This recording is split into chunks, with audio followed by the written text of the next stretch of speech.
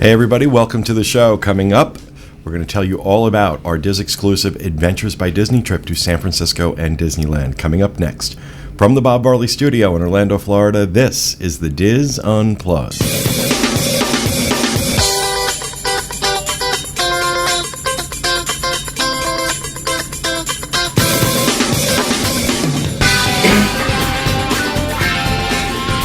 This is the Diz Unplugged, episode 836 for the week of August 4th, 2015.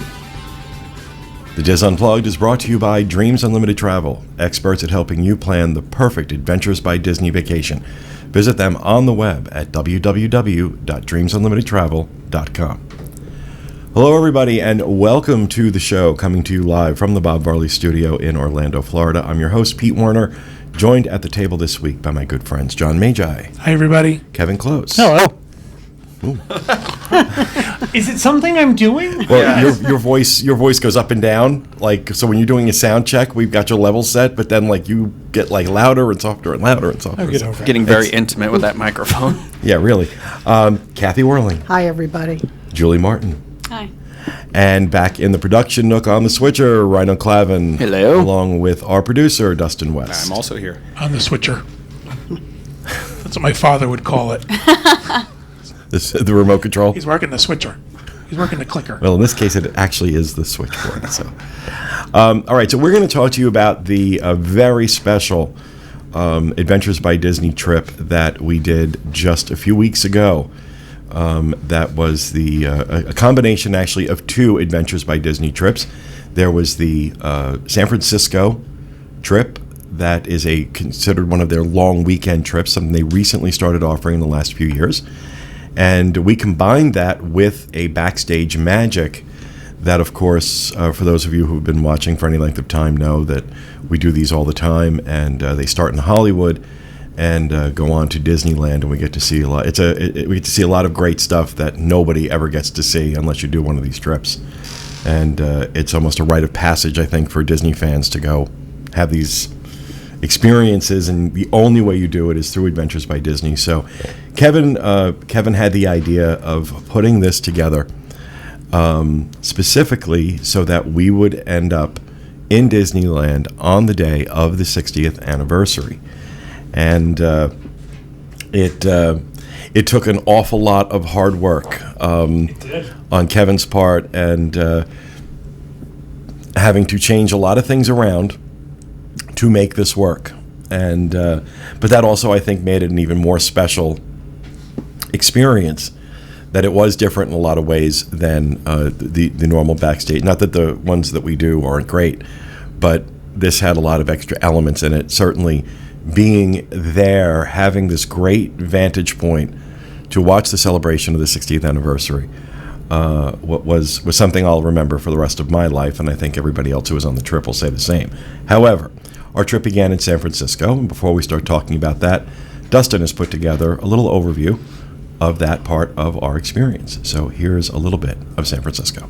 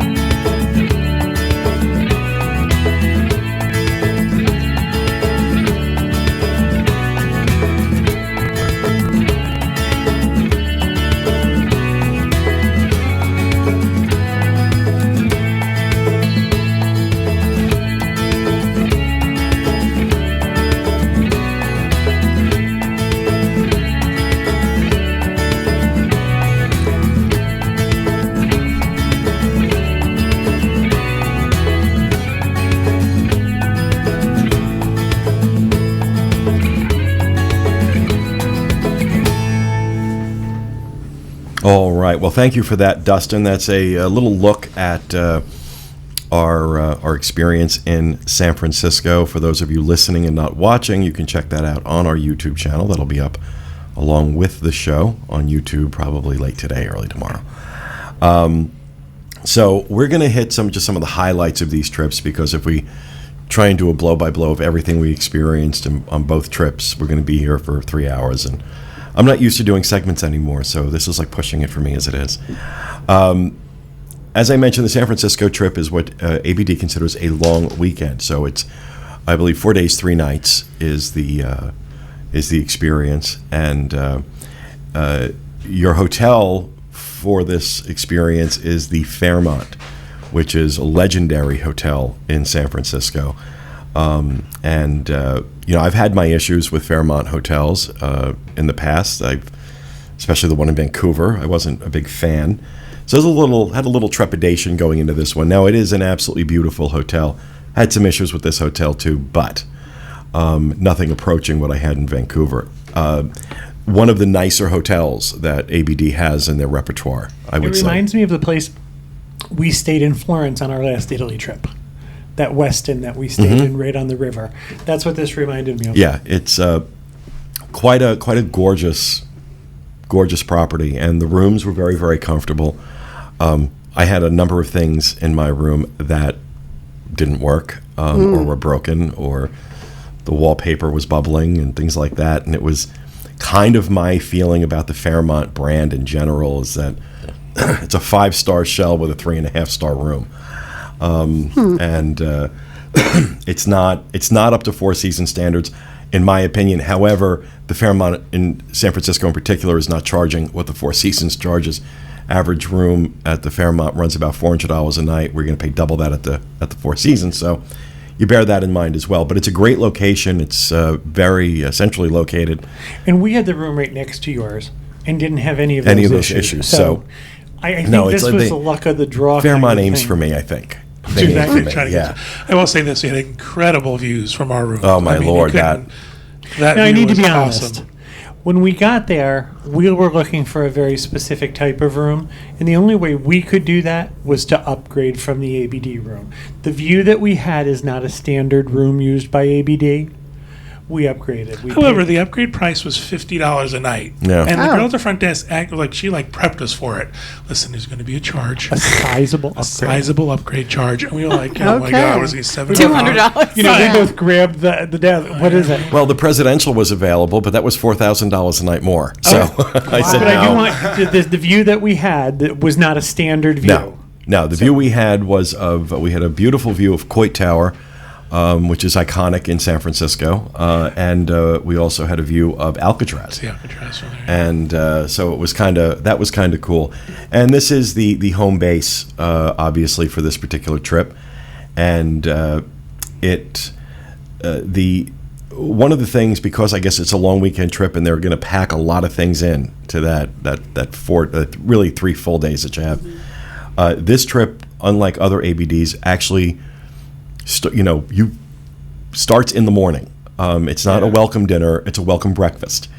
Yeah. You really need to have a pre-night. You have to have a pre-night because I don't think unless you're lucky, you're not going to fly in and get to that hotel in time to start this. Breakfast was at 8 a.m. Yeah. Oh, wow. Well, if you're coming from the East Coast, you'd be leaving at midnight the night before. Right. You really need to have a pre-night. And then it's breakfast, and then you hit the ground running, and there's stuff going every minute. As we talk about this, I just want to say that because of the special nature of this trip, ABD starts the San Francisco weekend on the same day for every trip. It starts, I believe, on a Thursday. Because our trip started on a weird day, we did all of the things that are part of the normal weekend.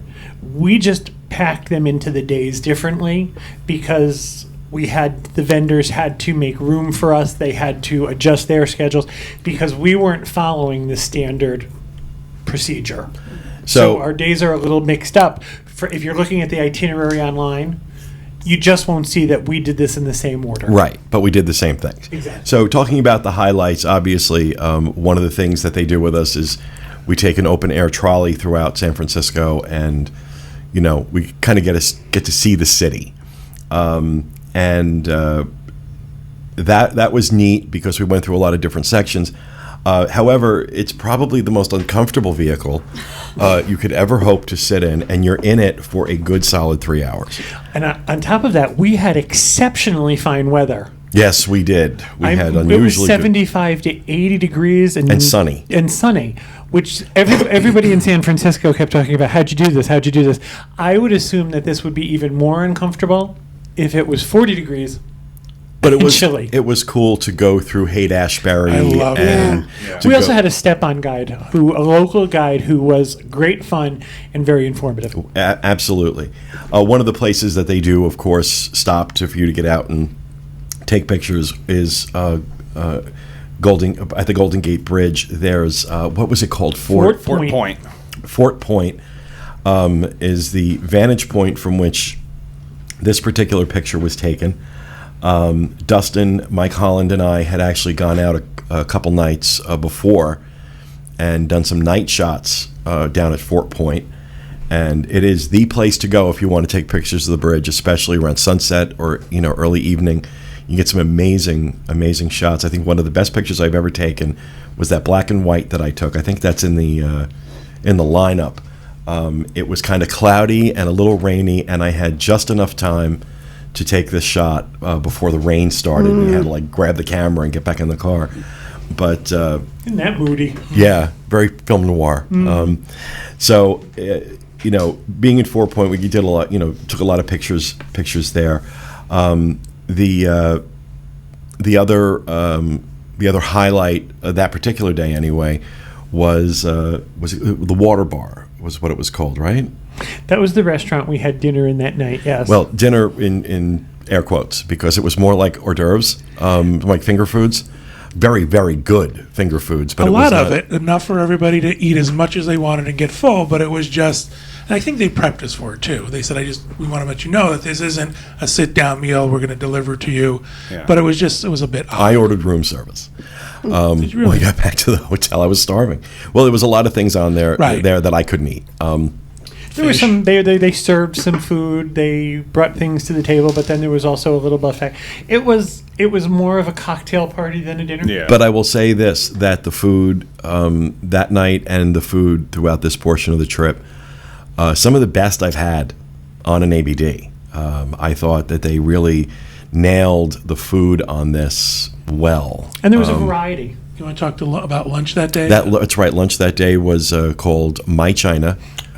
And that was superb. It was in a mall, and when they told us we were going to have lunch in a mall, I'm thinking food court, Panda Express kind of thing. And I apologize because I don't remember the gentleman's name, but apparently this is a celebrity chef who's very well known. And we had a set menu. But what was it? 8 courses? 7 courses? They just kept bringing food. They just kept bringing more food. And if you didn't have enough, they brought you more of the food. Oh, wow. The food was, in my opinion, I loved it. It might have been my favorite meal. But it was really, and the tables, we were set up at these long tables, so there was enough for everybody, and everybody was sharing it. I enjoyed it. I thought the food was great. And the chef came out and did like a high energy demonstration, similar to what you'd see at like Benihana or at teppanyaki in Japan, where he's like flipping stuff around and he's throwing stuff. Remember when he came in? He did like the noodle dance. The noodle dance and he stuff. Did how they made noodles. Something else about the mall. If you're looking for a Pandora bead in San Francisco, this is the mall that has the Pandora store in it. Specific Pandora bead. They're very hard to find in San Francisco. It's in the mall right near the restaurant. Now, another highlight of this trip for a lot of folks, I did not do this particular part of the trip, but, I'm skipping ahead here. Right, in the morning, that second morning, we did Angel Island. Angel Island. And I don't know that anybody went into Angel Island knowing really what it was. Well, I see something like that, and for me, it's like, okay, there's just going to be a lot of nature. And it's also going to be history. Yeah. So history doesn't bore me nearly as much as nature does. And so it's an indoor boy. Yeah, very much so.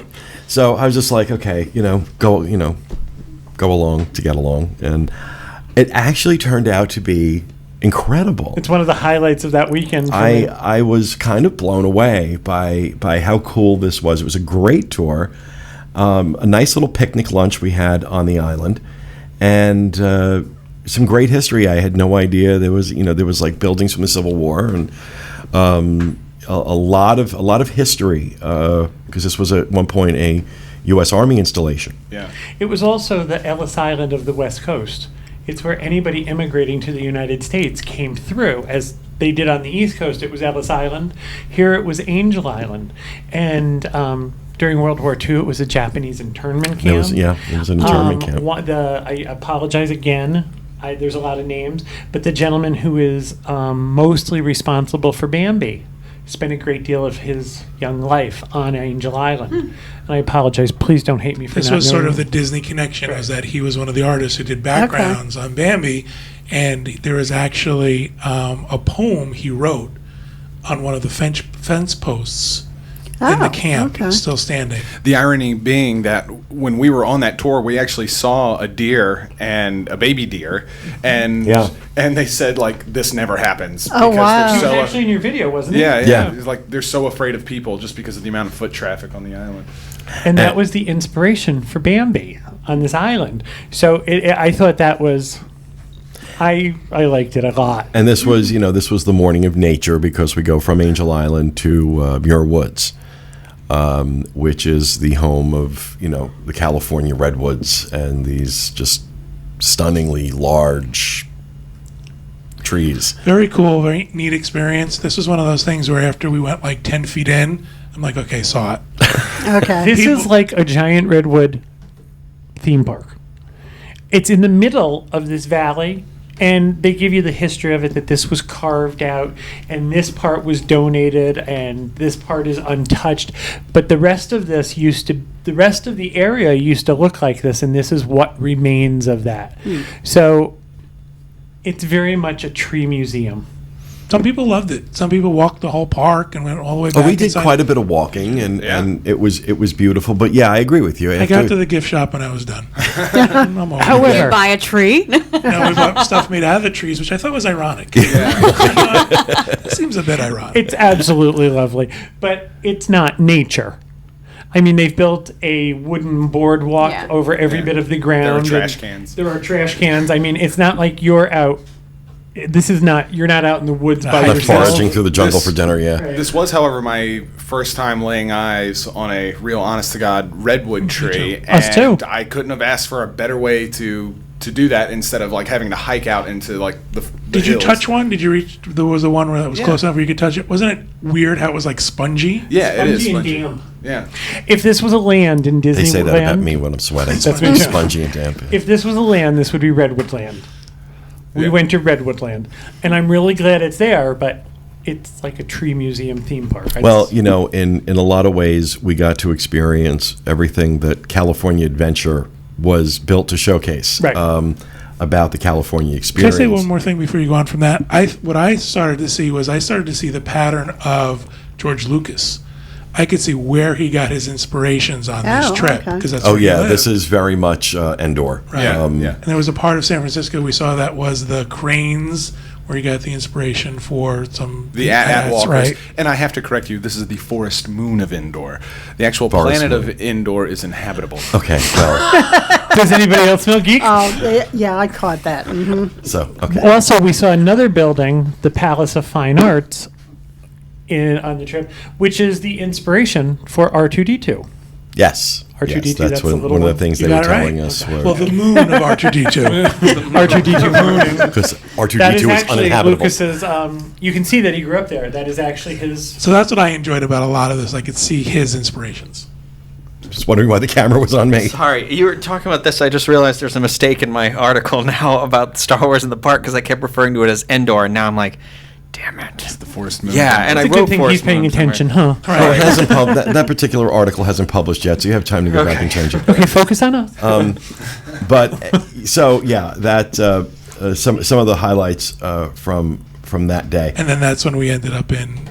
No, that's the next day. No, the next day is when you went out to Silverado, which is the winery owned by the Disney family. It was started by Diane Disney Miller. It was Walt's daughter. and her family owns and operates it to this day. I'm sure you know she died a few years back, and so I stayed out that portion of it. It's no secret to anybody that's been listening for any length of time. I'm a recovering alcoholic, and I'll go back to a phrase my father used to say: "An alcoholic has as much business at a winery as a eunuch has in a whorehouse." So, hand to God, that was the man's phrase. So I sat that one out. I just didn't feel like going. So you guys can talk about that. The experience. beauty of any Adventures by Disney trip that we tell everybody: this is your vacation. You can do as much as you want, as little as you want. Obviously, you have to figure out if the trip is going to contain other elements. How do you get to those places? But if Pete didn't want to do it, so he worked out a plan to get to the next spot. I was just going to say, but then it was Pete's responsibility to then. ABD set it up. But you figured out how to, you told them I have to be at the next spot. I'm Right. not doing Right. this. Usually and they what helped happens you. with an ABD trip is if you opt out of something and you're not going to take ABD's transportation, then you're responsible for getting to the next location. Which is what I personally expected to do. I was just like, I'll just go down and grab a cab and, go over. They were very nice in setting a car for me. The winery actually was a highlight for us. Kevin and I went. We don't drink just because we don't like to drink. And we thought, we'll go because everybody else wants to go. We want to be with everybody. But it wound up being an incredible highlight. And we had so two much different fun. experiences. There was something for everybody there. There was a wine blending that most of the people participated Tasting, in. blending, pouring from one glass to another. It was actually like Measuring. wine chemistry. They were telling us all about the pH levels and stuff like this. We had three individual types of wine. You had a Cabernet, you had a Merlot, and then you had another one, and I'm sorry, I can't remember it. And everybody came off that trip drunk. Oh, yeah. not everybody. Drunk. Most. The But vast a lot majority. of people were asleep on the bus. But we got to blend our own wine and stuff like that. It was cool. We had a crafting experience, and when they first talked about this, I thought, please don't bring me popsicle It's sticks. like Bible school. No, well, Is that what you thought? actually, Picture. there were 13 of us. In the mic. There were 13 of us, and there were 2 children and 11 adults, and it became this sort of crafting competition. It did. I don't know that I've laughed so hard in a very long time listening to Paula Sillers and her mother from New Zealand berating each other for being poor crafters. It was full contact crafting. It was. And Kevin kept running around going, I have to get a glue gun. I have to I get a had glue never gun. used a glue gun before. And I thought, I'm going home and glue everything to John's desk. I swear to God, I'm gonna glue everything down. One of the highlights of this part of the trip for me was you could see there was a building on the winery where Lillian, I couldn't think of the Lillian name, Disney. where Lillian Disney actually stayed. And Should I have thought there. that was I incredible. tweeted that Oh, neat. picture. During the montage film, you actually showed it. So you did get it in there. It's a nondescript little brown dot in the middle of the valley, but that was where Lillian spent the rest There of was her a life. lot of, on the winery tour, that the portion that you guys went on, there was a lot of Disney history woven into that building itself. There are stained glass, big circular, cathedral-style stained glass windows overlooking the production facility that are in the design of a flower, the lily. And that's part of their family. And then also most of the artwork that is in this certain hallway of the production facility is all done by Disney concept artists from back in the day. On top of that, there's a huge collection of vintage movie posters. I mean, and we're talking large-scale movie posters, so that was fun to walk around. John and I did nothing that had anything to do with wine. We didn't taste it, we didn't mix it, we didn't put it in bottles. And I thought lunch that day was fantastic. And we had the best time. This was a very peaceful place to hang out. I mean, you're in the middle of Napa Valley in this absolutely beautiful building. And we sat out on a really sunny terrace and waited for folks to finish up. And then we all went and had lunch in an absolutely gorgeous room. It was a fun day. And from there, we went over to, for me, the highlight of this trip, the Walt Disney Family Museum. First we went to Lucasfilm. Actually, we did that yesterday, according to what we're talking about here. So Yeah, we I think skipped we got over. this out of order that day. No, you were at the winery. that I met you. yesterday. Yeah. Yes. You were coming from the winery Yes, you're right. I'm sorry. to the Walt Disney Family Museum. Sorry. I believe it was the next day was Lucasfilm. I don't know. Or no, Which one? however it happened. We'll get to that. No, we ended But- on the Family Museum, but Okay, but the Family Museum, right, we did that the day before, you're right. The Walt Disney Family Museum, for me personally, highlight of this trip. I've heard people talk about how wonderful this museum is. You know what? You're just not going to get it till you go. It's kind of like ABD. You're just not going to get it till you do it. And I was blown away, not just by the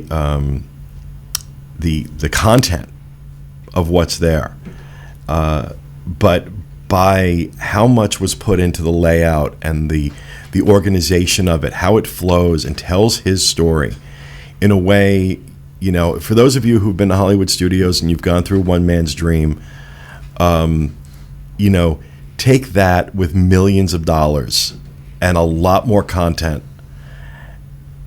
that literally tells you Walt's story. I mean, complete with original artwork that he drew while he was in grammar school. And, you know, I mean, just incredible pieces. And going into detail of the various stages of his career leading up to starting the studio. And, of course, you know, the game changer for him really was Snow White. And it's a very emotional experience. How much? I'm sorry, go I was ahead. going to say, how much time did you get to go through there? John and I switched this trip around. We were supposed to have 2 hours. We were going to end the day at the winery. And John and I flipped that.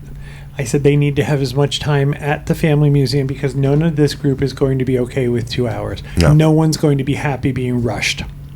So we ended at the end of the day with about 3.5 hours of time. However, that's enough time to get an overview. Right. For your first time, that's enough time. There are people who say you could go and spend 2 days there. I find that when I'm there, I get bogged down in weird little details. I spent 15 minutes of my time in there watching this little tiny projection of Diane Disney Miller's recollections of her family's private vacations. And all of a sudden you realize you were looking at a part of Walt that you don't see. Yeah. Right. You were, and that's really why she said she did the museum. She wanted people to know Walt the man, Walt the entrepreneur, but she wanted people to see Walt the father. And I watched, and you know, it's not like there was something fascinating about it, but you were drawn into it. Right. And the more you watched it, the more you realize, you know, you start to think about famous people as living a very different life than yours. Yeah. And you watch this little vacation video and you realize it was a family. Mm-hmm. There was a family. Behind all of the magic, there's a family. Yeah. So, one of the things about this museum is they do switch out quite a bit. They have a very large archive of material that they can bring in they and take kind of out. were hoarders.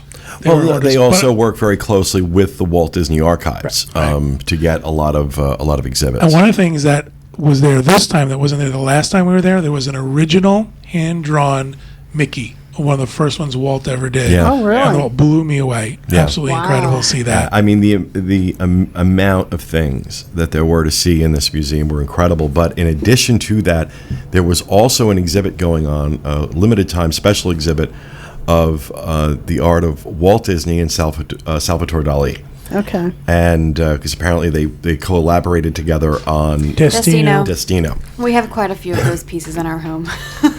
Your children have nightmares. No. And so, you know, that was also, you know, very, very different. Yes. Very cool to go through that part of the exhibit as well. One of the things I was looking most forward to in this trip, and I have to say probably the largest disappointment for me on this trip was our visit to Lucasfilm. And I want to put this in perspective. You know, we on the Backstage Magic trip, we go to the Jim Henson studio, and we're given unprecedented access that no other group is given. No other groups do Jim Henson studio, the Jim Henson studio, and ABD is the only one that does. And you know, we're given a tremendous amount of access to see things that nobody would ever get to see. The creature barn, for example. Yeah. You know, of course, we go to Walt Disney Imagineering, where we get to see, again, things nobody gets to see because they don't do tours. So my expectation was kind of on that level, that's what was going to happen Yeah. at Lucasfilm. And I was just like palpably nervous and excited to get in there. And, God bless our guides. They're wonderful. But there was this whole, one of them came out in a Jedi outfit and was doing this whole thing. And I was just like, oh, for the love of God, I just want to get inside. I refused to put it in the And video. we had to sit and wait while they took a picture with each individual family with the Jedi. I'm like, Oh, okay. my Yeah, God. I saw those. One of yeah. the things that was kind of cool about that was you got a picture in front of the Yoda. Yeah. The Yoda statue that was fountain. out. The Yoda But fountain I was think outside. the picture Dustin and I took was Dustin putting a lightsaber through her stomach.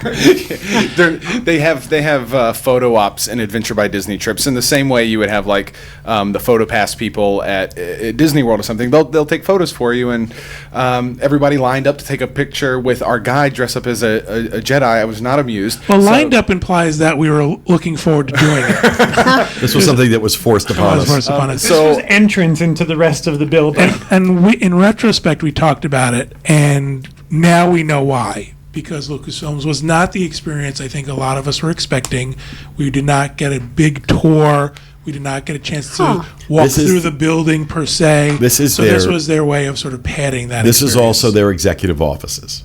This is not the Skywalker Ranch, which is really the legendary place where George Lucas, where a lot of this stuff happens and a lot of the magic But happens. now is the that there's Skywalker been Ranch. some reorganization in the last years, and it's currently home to Industrial Light and Magic, Lucasfilm proper, the production company, Lucas Arts, or their digital gaming division, and a bunch of other kind of executive type things.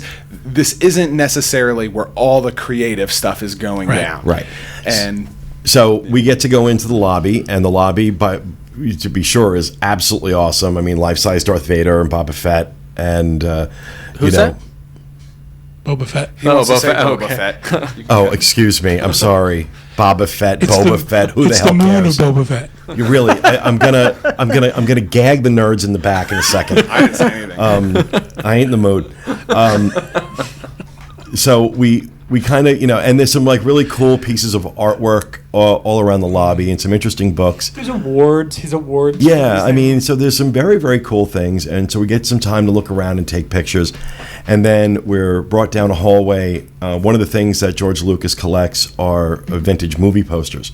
So there's this hallway is lined with these great old movie posters, but most of them in other languages. Mostly Italian. Yeah. A lot of spaghetti yes. westerns, old Western movies, and samurai movies, which he drew a lot of inspiration for Star Wars and Indiana Jones. Yeah, you can see that. And then they take us into one of the many screening theaters they have in the facility. This is the largest of them, and we're shown what really amounts to a couple of sizzle reels, which were very cool. They kind of show off what they do at Lucasfilm on Industrial Light and Magic and things like that.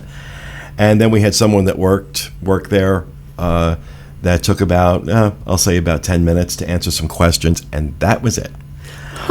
And I was, there was a part of me, that kid that saw Star Wars in the summer of 76 or 77, whatever it was, with his father, that was geeking out that I was here, and that, in this building somewhere is the new Star Wars film that, can I just, someone distract them and let me sniff around. But at the same time, again, having had the experience at Jim Henson Studios and at the archives, I was expecting more, and I was a little disappointed. So it is certainly awesome, and it's great to be there. I wish that I had my expectations better managed. Well, I think this is part of what is our responsibility when we go on these trips, is to tell people that, these are the really great things and we get to see this. Yeah. This is the truth behind what you see here. So maybe the next person who goes on this trip, who's listened to us, will know this isn't what you think it's going to be. Right. You don't get to run rampant through Lucasfilm and touch You don't get to statues. try on the costumes. And you this don't- would be my one piece of feedback, especially now that Disney owns Lucasfilm, that they probably need to beef this up. They need to do something a little bit above and beyond just the sizzle reels. The sizzle reels are great, but we want to see more. And we want to understand. I mean, look, it's the home of industrial light and magic. It is the birthplace of modern special effects in films. Every film that you love that had special effects in it, guarantee you somebody somewhere from Industrial Light and Magic touched it at some point. So, you know, there is so much more that could be done here. I realize I'm not set up for tours, but neither is Jim Henson Studios, and neither is... I think if you had not been to Henson Studios and Imagineering, this would not have seemed smaller. This would have been a big deal. No, I don't know. I think, you know, you get to go to Lucasfilm. I think... generally speaking, people would have expected something other than the lobby and an 8-minute film reel. There are two things that I'm a huge fan of, like huge fan of. Disney theme parks and Star Wars. And my experience at Disney Imagineering every time leaves me going, oh my God, this was a fan's dream come true. This didn't have that same feeling. When we were standing outside and we were kind of looking at the grounds, which has an interesting story behind them, but not worth going into here, we were looking up at the building and there was what I could best describe as a glass hallway connecting two buildings. And we were looking at it and we were speculating and we were taking our cameras and trying to see closer. And that looks like it's an outline of R2-D2 and stuff. And I thought, are we going to get to walk down that hallway and see those statues or those maquettes? And none of that will happen. Yeah. So I think that's what... Yeah, I just think they can. There's some work they can do there. Overall, though, the San Francisco trip was phenomenal and a great way to see an iconic American city and do it in that Disney bubble and get a great experience. These are not inexpensive long weekends, $2,700, $2,800 a person. For that is on the outside of what I think it's worth. It's expensive, but again, you're having all your transportation handled for you. You've got two amazing guides. And a step-on guide. And the step-on guides. And, you just show up and they handle everything else. There's a real premium for me for that. From there, we did something most people don't normally do when they do the San Francisco ABD trip. We got on a plane with our guides and headed down to Los Angeles for the start of our Backstage Magic trip. And they had never done this before. This is the first time it's ever been done between these two trips. And despite Delta's best efforts to screw everything up, our guides did an incredible job. Did. Our guides, by the way, were Hanukkah and Summer Rose. And Hanukkah, not spelled in the Jewish sense, but I think she's Finnish. She's Dutch. She's Dutch. Yeah. They were incredible. They were wonderful, and they really had their work cut out for us. I just want to step in for just a second. This was the part of the trip that gave everybody that works for ABD fever. The phone calls and the texts leading up to this. Are they okay? Is this going to work? Is it going to go well? Is everything okay? I think we could hear the sigh of relief once our butts were in seats. They did it, in my opinion, it was as seamless as it could possibly be. It was. Because imagine 40 people have now showed up to check into the airport to get... Well, actually, they checked in for us the day before. Right. But to show up at the airport with your luggage and get your luggage through and go through security, it was incredible. But it went very well, and I'm not going to go blow by blow through Backstage Magic. We had a couple of... there are some things that will always be highlights. The lunch at the Tam O'Shanter, which was Walt's favorite restaurant. They actually still have the table that Walt always used to sit at. Wow. That you can go and see, and they take your picture sitting there. Also, many of the animators from the studio, Walt used to give them money, and they used to go over and have lunch there. And it's speculated that some aspects of Sleeping Beauty were inspired by this restaurant. And when you take a look at certain rooms and certain windows and certain doorways, you can kind of see where that might be true. This restaurant is historic. It's 90-some years old. The finale of The Office was filmed at this restaurant. Oh yeah. I recognize it. Of course, there's also Jim Henson Studios, which is a perennial favorite. And, it's funny, one of the things that I've done this trip now, I can't tell you how many times. And when I ask people, what is it you're looking forward to the most? For, I would say, maybe 40 to 50% of the people on these trips, they say Jim Henson Studios. I can't wait to go to Jim Henson We had Studios. a celebrity sighting at Henson Studios. Yes, we did. Yeah? We saw Brian Henson. Yes. Oh, What's funny that's is neat. I don't do this trip anymore. I've done it several times. Long story short, my eyes don't adjust to dark light often or fast enough, so I kind of sit outside and watch. And what they do is they split our group up into smaller groups, and then they alternate activities. And they would all be in this central meeting area, and everything was fine. They would walk through the doors, and Brian Henson walked through the parking lot. They would come out, and I'd say, "You just missed Brian Henson." geez. So the groups would switch, and he'd walk back through the parking lot. Right. So, I mean, Jim Henson Studio certainly one of the highlights of the trip.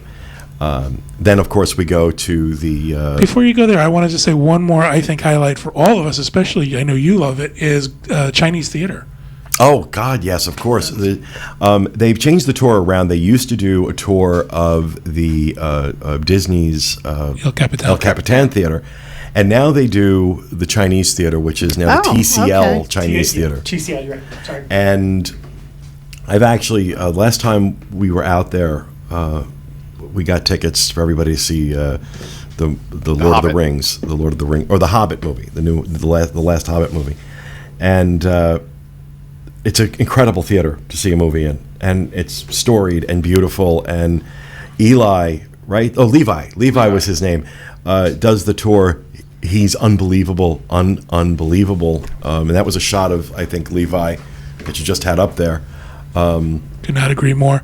The other thing that happens at this theater that I don't think people realize is that there are usually costumes, actual screen-worn costumes in the Oh, lobby. okay. This time was Terminator Salvation, and then some Judy Genesis. Garland, I don't know. Okay, I didn't pay you're attention. geeked out at Star Wars. I need a minute. Okay, I geeked out at the Chinese theater. In the lobby is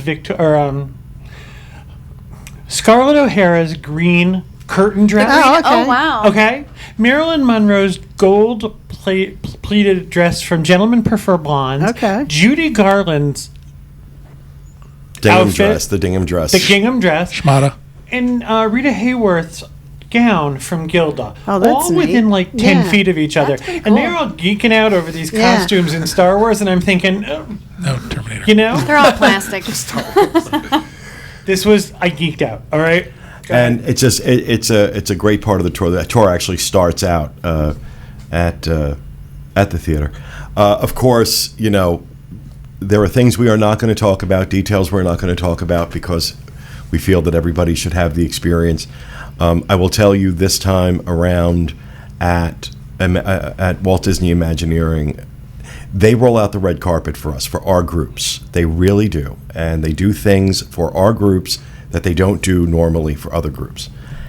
This time, they just blew the doors off the place. It was... Amen. I can tell you that I was so blown away. And it's really hard when you've done this, I don't know, 8 or 9 times now. It's really hard to say that sometimes, and I'm blown away by. Sometimes it's easy to go in and think, all right, we're going to do this again. And then you go, I can't believe Well, what they did. honestly, I never say that about Imagineering. I don't think I could ever do Imagineering enough. But this particular time, what they showed us, what they pulled out of the archives for us, just sent me like, oh my God. Kathy, we'll tell you after the show. I'm going to say, you're not leaving the room till I find I just out. have to share something. I won't give away any details. Don't say names. I won't. But they showed us a couple of things, and I turned around and I said to the gentleman who's with us on every one of these trips, "Oh my gosh, what made you do this?" He goes, "Don't you remember last year I asked you what you thought you'd like to see?" And I said, "Yes." Wow. He goes, "There you go." And you know, you sit there and your mouth goes open and you think, I am seeing exactly what I asked for. I said, I'm not telling you anything more. Show me something different next year. I'll tell you what, it was incredible. It was incredible, and yeah, Kathy will tell you afterwards. Okay. But I don't want to ruin anything. No. Because you're not going to see the same thing. Well, you're right. They change, but the fact that they change it up for us every time, I think, is awesome. We also get to see, I'm going to brag. Our group gets to go places and see things that they don't show other groups. Right, that's what I was just saying. Okay, yeah, sorry. That they do things for us that are not part of the normal ABD backstage magic. Of course, though, the ultimate highlight and the thing around which the rest of this trip was organized was being in Disneyland Park for the 60th anniversary. And again, ABD delivered the goods. This is a tough day to take a tour around the park. This is a tough day because it's a busy day. There's a lot of production going on. There's a lot of VIPs in the park who have taken up space that we would normally occupy. Yet they still managed to make sure we had a great vantage point.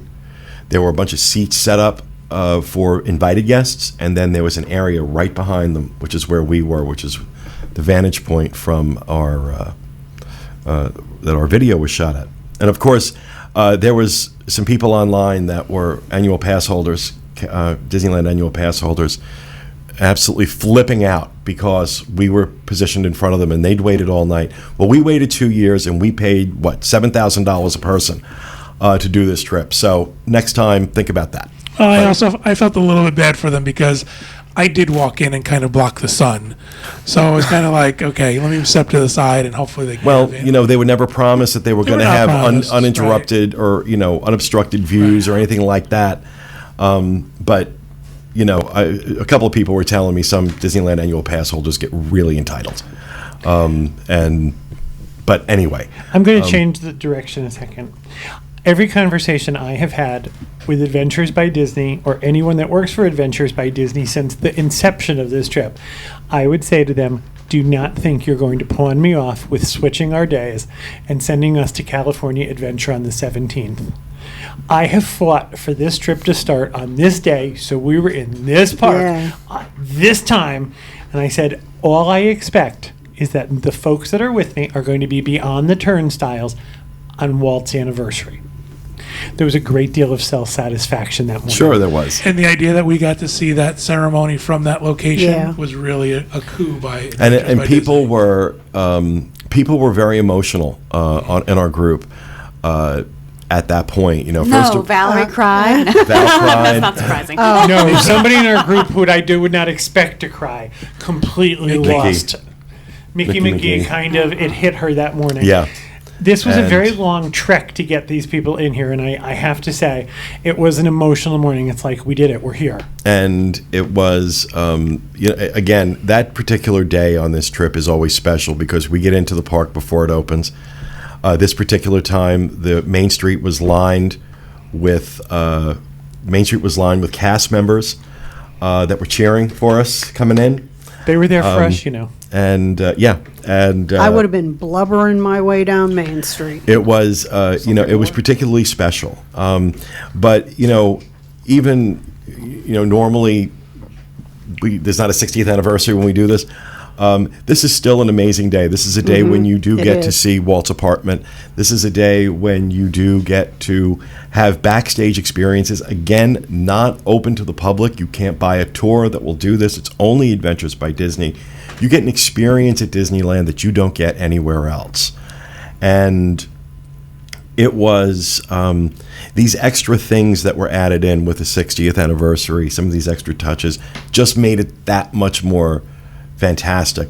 Like I said, I have done the backstage magic. I really have lost count of how many times I've done it. I'm usually on them. And I've got one coming up in December. And I can't wait. I am so excited and looking forward to it. I love doing them. I love being out there. I love the guides they give us. I love the experience that we get to have. I love watching. A lot of my joy now comes from watching the other people on the trip get these experiences. I love that I got into a certain room at Imagineering before Kevin did. And I was able to come out and say, brace yourself, Bessie. It's coming. You're going to fall on the floor. That's the room where I was standing there, and I turned around and I said, and he said, you told me last year what you wanted to see, and here you go. It was incredible. It was incredible. So what did it mean to you guys to be there for the 60th? I had a bunch of emotions. First of all, being a Disney fan, it's kind of like, it's the genesis of everything. You know what the movies came before, but to me, the parks are the parks. So I had that, I'm 60 years later, I'm standing where everything started. there was also the emotion that I had worked very hard and had promised people and had talked people into spending a great deal of money. And there was a great deal of self-satisfaction is not the right phrase, just relief mixed with happiness kind of thing that we pulled this off. We're inside. And this all took place around the hub, and people had waited 24 and 36 hours out on the Esplanade to come in, and then as soon as they were let in, laid on the sidewalk to make sure that they had standing room. We did our regular tour of the park where we got to see things that, one of the things we did was we got to ride the Matterhorn in the morning with one of the Imagineers responsible for the refurb, who explained the things that happened in the Matterhorn and gave details about it. Then we went and did the rest of the things that we would normally do. As it came time for the rededication ceremony, all I can tell you is that we were coming out of Adventureland and ABD found a vein in this crowd, and single file we walked through this amazing crowd of people and were plopped right behind the VIP guests. So the fact that it made me very emotional. It was a great experience for me. The emotion, obviously, you have that feeling of wow, 60 years ago, what was this like? And but also for me, it's that sense of gratitude that I get to be here. I get to do this, and I think about the number of things as a Disney fan that I've gotten to do, and I sit here and talk about how I get to do all these backstage magic trips, and that never gets. I think it doesn't get old for me because I always remember to be grateful for it, and that a lot of people would love to be able to do that, and I'm very blessed and fortunate because by design, if I'd gotten what I almost want to say if I got what I deserved, I certainly wouldn't have this. Because God knows I made a lot of mistakes and I did a lot of things wrong. So when I find myself in a situation like that and think about, some of the path my life has taken and some of the things I've done, I say to myself, wow, God is good. God is good. And thank you for this. Thank you for letting me be able to be here and experience this with these people that become our friends, that we have this great connection with, that we get to see over and over again because they travel with us to different parts of the world.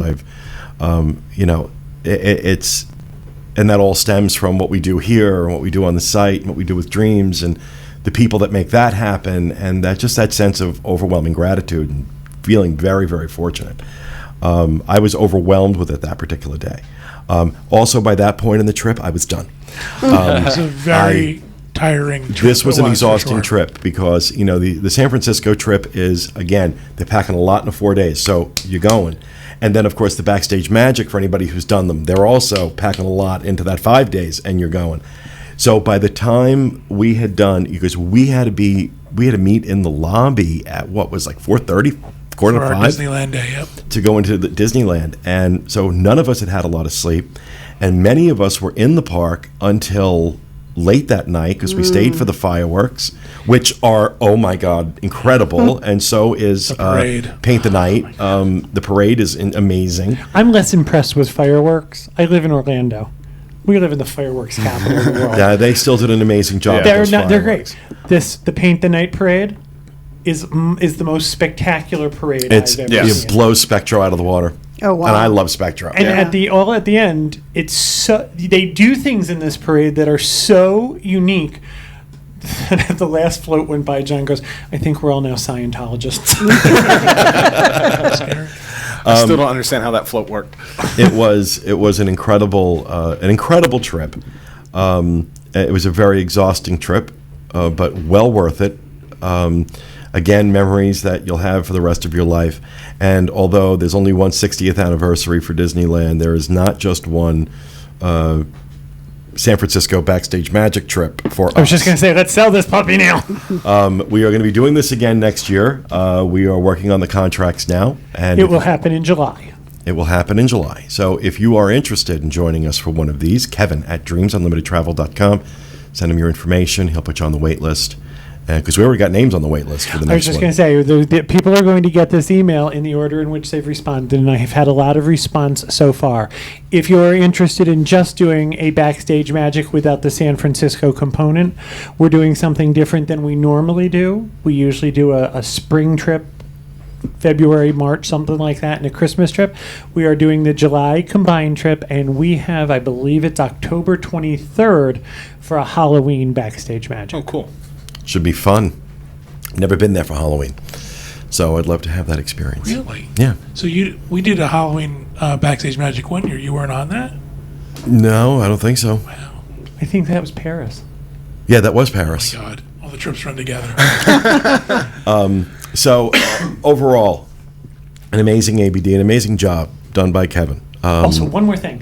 If there's up to 4 people, 2, 3, 4 people who are interested in traveling with us this December, I have spaces for 2 people if you're interested. Okay. All right. December 13th through the 18th.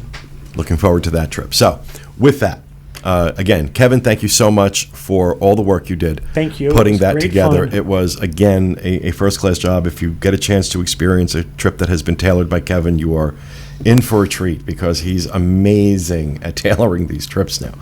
So, and to John also for the work he puts in to making all that happen and helping organize and keep everything from going off the rails. So it was a great trip. Thanks to everybody who joined us. We hope you enjoyed our little trip down memory lane here. That is going to do it for this episode. We hope you enjoyed it, and we'll be with you again next time with another edition of the Diz Unplugged. Thanks for being with us, everyone. And remember, go visit Disneyland. I'm not kidding. Stop what you're doing. Now. Book it. Bye.